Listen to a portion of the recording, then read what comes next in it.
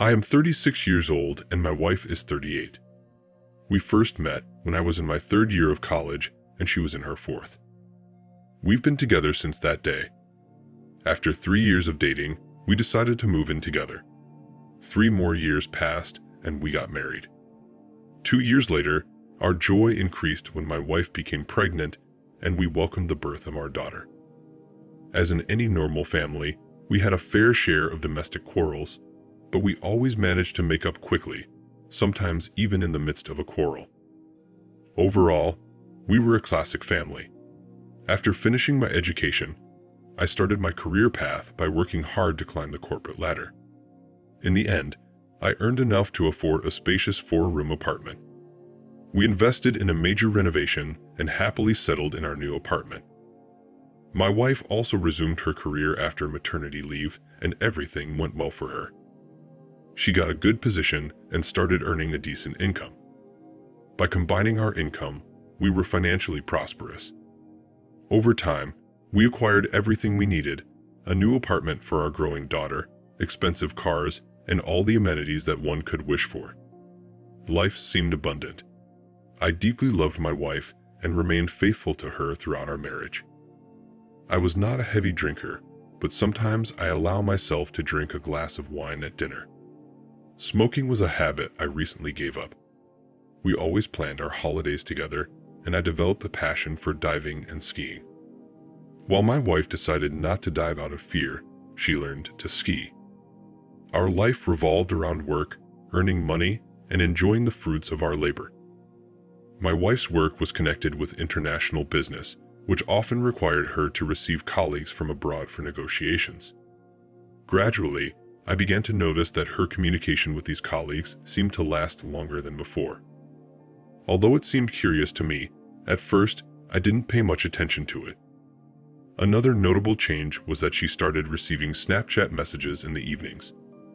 Strangely, whenever her foreign colleagues were around, these messages stopped coming. I checked her phone a couple of times after she fell asleep, but all the messages were deleted. I noticed that the last message was always around 7 p.m., despite the fact that the phone received notifications after she had already gone to bed. In the end, suspicion consumed me completely.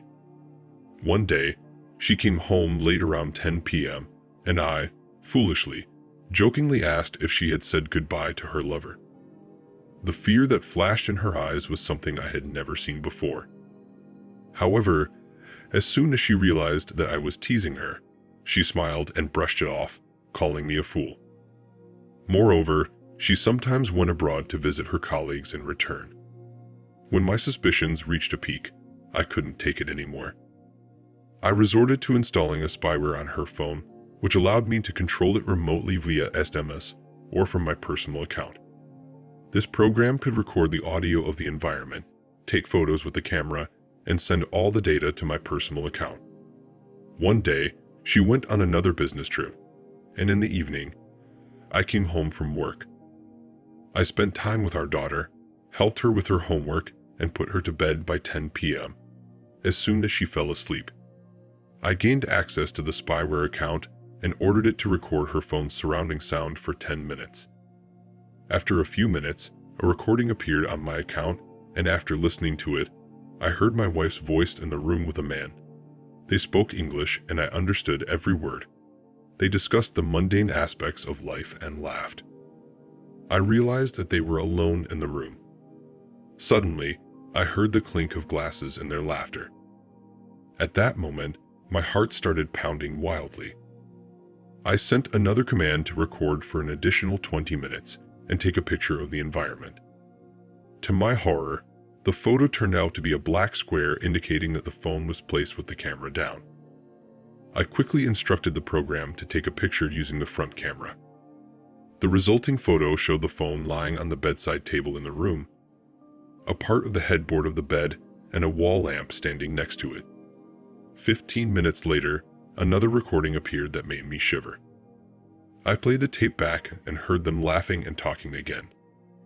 I found myself in a state of disbelief and shock, as if my whole world was collapsing before my eyes.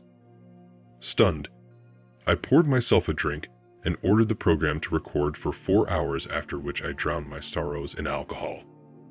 The next morning, Thursday, I was completely shattered. Since it was time for my daughter to go to school, I told her that she was not required to attend classes that day.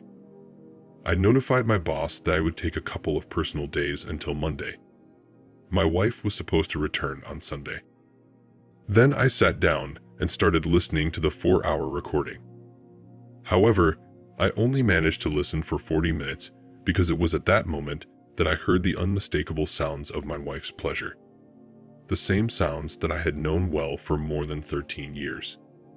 It felt like a knife was stabbed into my heart, causing both emotional and physical pain.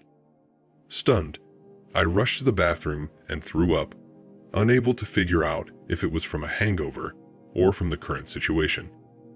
I stood under an icy shower for 20 minutes, desperately looking for some relief. After that, I took her daughter to visit her grandparents, assuring her that I would explain everything later and return home alone. My wife called during lunch and sincerely asked how I was doing.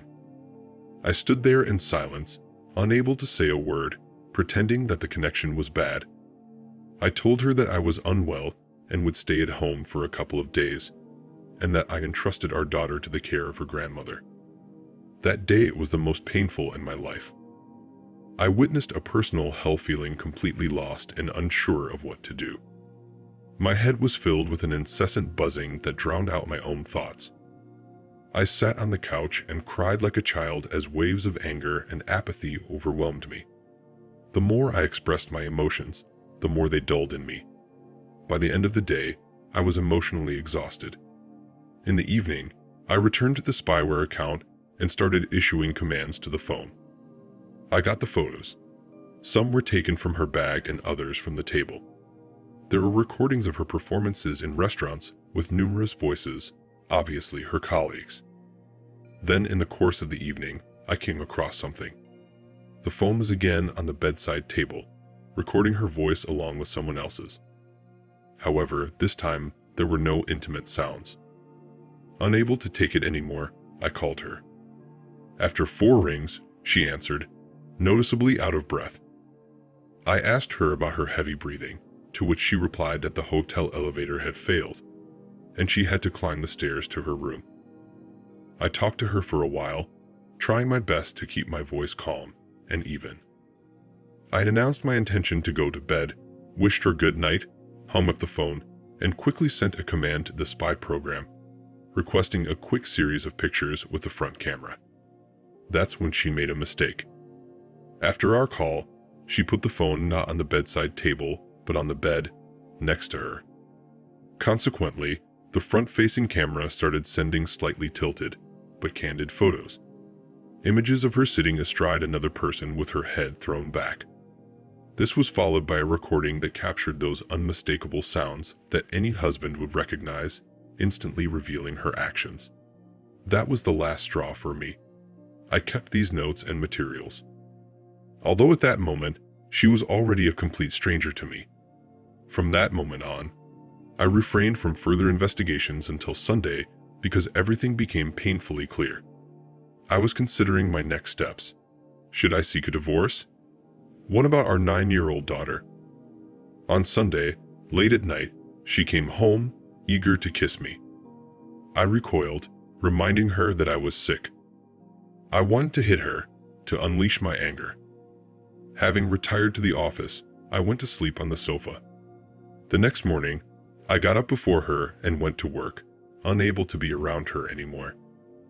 I'd endured the day mechanically, then approached my boss and asked for an urgent week's vacation. I recorded all the evidence on a flash drive, and then I called my wife, telling her that I was going on a business trip for 1 day, but asked her not to take our daughter away from her grandmother, as I had a surprise in store for her. That evening, when I got home, I quickly packed my bag. She helped me pack my things, behaving politely and innocently. However, her hypocrisy only inflamed my rage. I grabbed my bag, put the USB stick on the bedside table in the bedroom, and called a taxi to our second apartment, the one that was reserved for our daughter. Once there, I called a friend and offered to go abroad for a few days for a while. He agreed, and we quickly booked tickets for an early morning flight to Munich. It was there that I revealed everything to him. We drank, wandered around the city, and socialized with other women. To be honest, I no longer felt any affection for my wife. I ignored her calls and only sent her a message instructing her to insert the USB stick into my laptop. After about half an hour, my phone continuously lit up with calls and messages, but I refrained from reading any of them. I just didn't care anymore, so I turned off my phone. We continued our adventures in Munich for 3 more days before I flew home on Saturday. When I got back, I turned on my phone and it took me 5 minutes to process a lot of messages sent by my wife. However, I decided not to read them for fear of falling into confusion before entering the apartment. When I went inside, the atmosphere was eerily quiet. I silently put down my bag, took off my shoes, and was about to wash my hands when she came out of the bedroom. Oh my God. I've never seen her so disheveled and swollen with her face covered in tears. She fell to her knees, trying to explain something incoherently between sobs and slime. I kept a stony expression on my face, convincing her not to make a circus. Then, in a calm tone, I asked her what we were going to do next. She begged me to forgive, again, tears, snot. She said that she had played too much, that she did not understand how she had come to this. She started calling herself scum, etc., but you know. I caught myself thinking that I no longer feel pity or rage for her. She screamed that she loved and had always loved only me, and all this happened only because she got stuffed and realized during all the days that I was gone that she had broken our crystal castle with her own hand. But as they say, revenge is a dish that should be served cold. I said that now we are not husband and wife. Now we are just mom and just dad for our daughter. And we will pretend that everything is fine with us, but I will live my life and you can live yours. You're not the only one for me anymore. You're just my partner in raising a child. Maybe someday I'll change my mind, but now I'm just sick of just the thought of intimacy with her. By the way, I told her where I was and what I was doing. She said that she understood everything and was ready to endure as long as it took. Well, no one pulled her tongue. As a result, now we live in the same apartment. Although honestly, I've already bought another one for myself and issued it to my father so that there would be no claims in case of property division. I sleep almost constantly in the office, although sometimes I go to sleep in the bedroom for the sake of my daughter.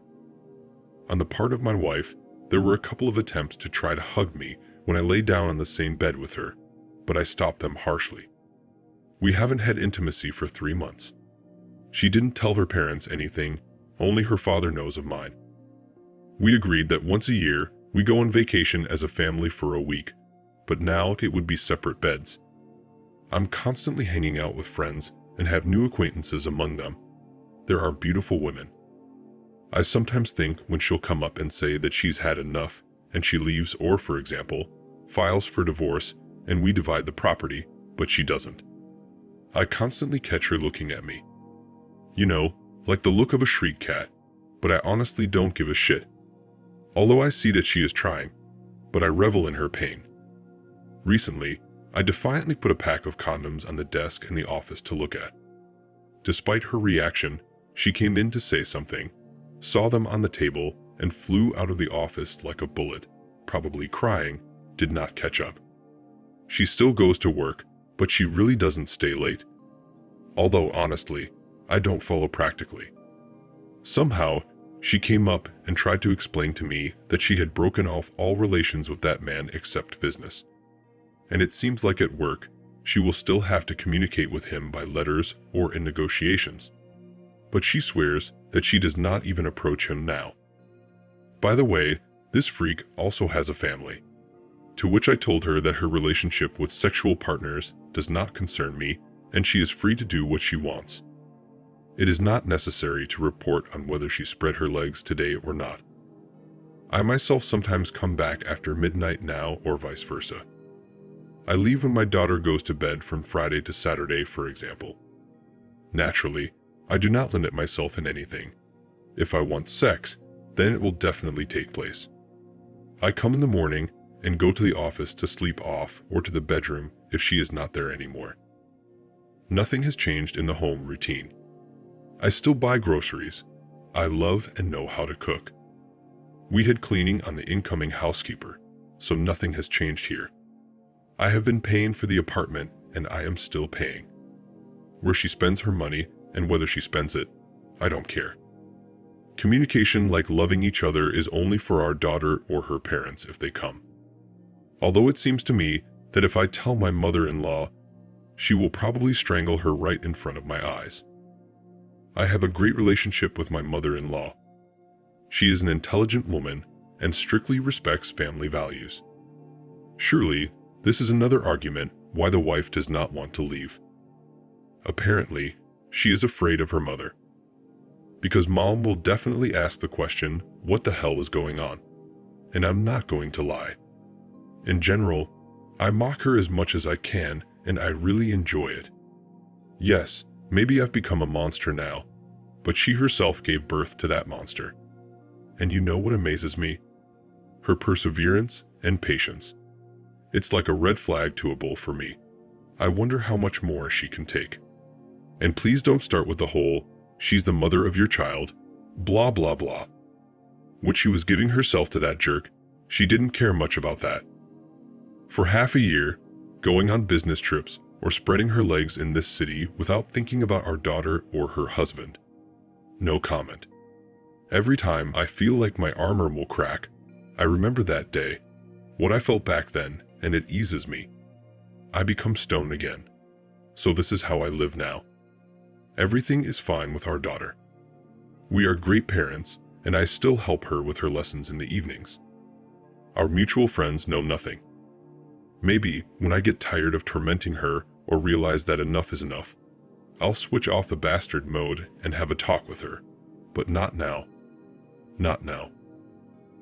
Thank you for watching. Like, comment, and subscribe if you enjoyed the video. Until next time, I'll see you again. Take care.